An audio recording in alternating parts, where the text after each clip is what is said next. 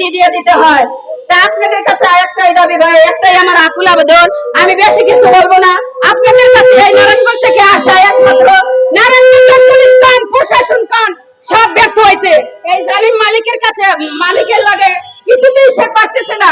আমি মনে করি তাহলে নারায়ণগঞ্জের এইসব পুলিশ, এইসব শিল্প কলকারখানার প্রতিষ্ঠানে আইজি কন, ডিআইজি কন, এসে থাকাছে না থাকা বলো, আমি মনে করি ওই গতি সিহারে একটা পাগল বসানো দরকার। আমি মনে করি তাদের ক্ষমতা মোটে বলতে কিছুই নাই, একটা রোডের পাগলের ক্ষমতা ওর চেয়ে বেশি। তা আমরা ঢাকা সুরঙ্গ বলে যাবো কিছুক্ষণের মধ্যে ভাই। আপনাদের কাছে একটাই আমার আকুল আবেদন ভাই, আমার কর্জটা ফাইটা যায়। আমি যখন 20 দিনের শিশু থুই, আমি যখন চাকরিতে নিয়োগ দিই, তখন আমার বাচ্চাটা কিভাবে থাকে বাসায়? আপনাদের কাছে এই প্রশ্নটা আপনারা বিবেচনা করেন।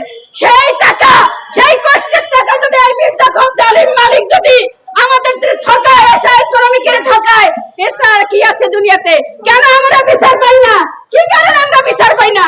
আমরা কি কি করছি, কি অপরাধ করছি?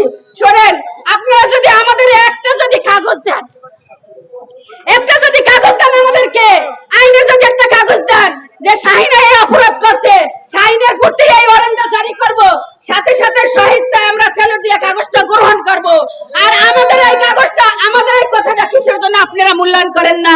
সাংবাদিক ভাইদের প্রতি আমি আকুল আকর্ষণ করে বলছি, আপনারা আমাদের এই কথাগুলো সব জায়গায় মিডিয়া দিয়ে দেবেন। আমি বলতে চাই ভাই, আপনাদের প্রতি আমার একটাই দাবি, আল্লাহর কসম, আমাদের এই কথাগুলো, আমাদের এই সাজেশন গুলো আপনারা ডক্টর ইউনূসের কানে দিয়ে দেন, তাহলে দেখবো ওর মতো যে মির্জাফর মালিক এই বাংলাদেশে যদি আমরা যদি বিচার না পাই, তাহলে কোন এই মালিকের বাংলাদেশে আমরা কোন শ্রমিক বিচার পাবো না।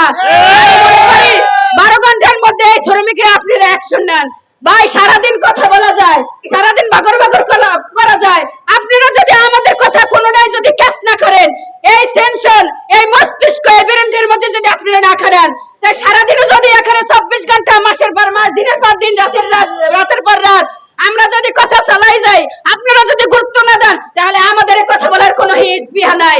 তা আপনাদের প্রতি আমার একটাই দাবি ভাই, আপনাদের প্রতি আমার একটাই আকুল আবেদন, আমি একটা হাফেজের মা, অন্তত একটা হাফেজের মার কথা আপনারা মূল্যায়ন করেন। এরপরে তো শান্তি পাবেন আপনারা, আখেরাতে শান্তি পাবেন। এই মির্জাফর মালিকের কাছ থেকে আমাদের একটু দয়া করে উদ্ধার করেন।